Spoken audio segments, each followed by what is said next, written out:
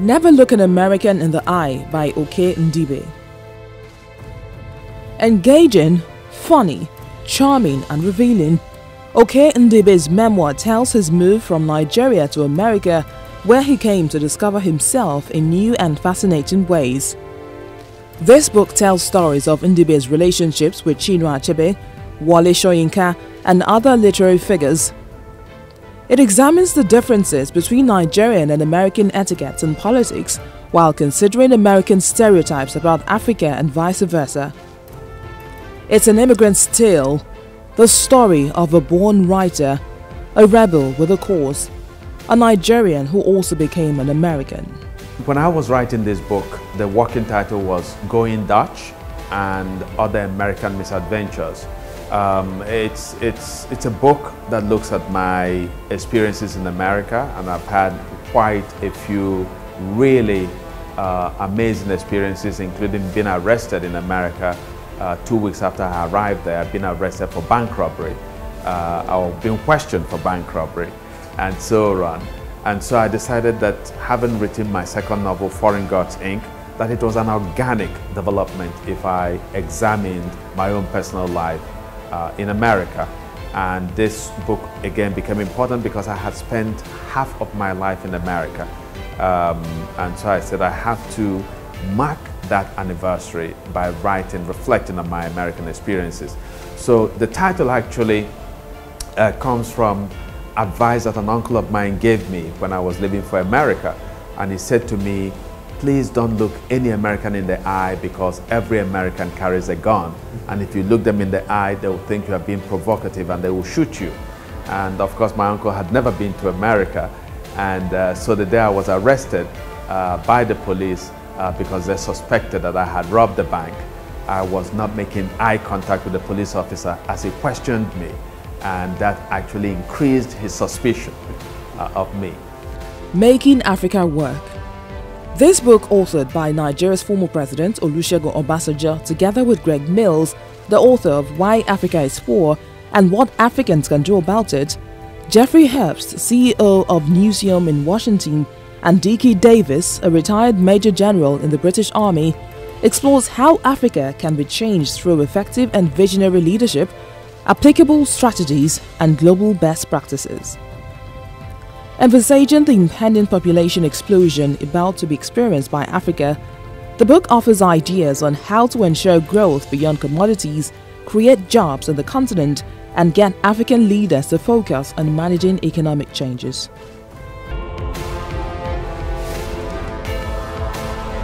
Facts versus Fiction. The True Story of the Jonathan Years, Chibok, 2015, and the Conspiracies by Reno Omokri. This book is daring, defiant, and controversial. You can't sit on the fence with this one. You either love it or you want to fling it. Reno Omokri, who was the spokesman of Nigeria's former president Goodluck Jonathan, narrates conspiracies surrounding the kidnapping of the Chibok girls that shook the world, the Boko Haram insurgency in Nigeria, the role of Barack Obama's government and the outcome of Nigeria's 2015 elections, and the eventual loss of the election by Goodluck Jonathan. The book made the Amazon #1 bestseller list in conspiracy theory.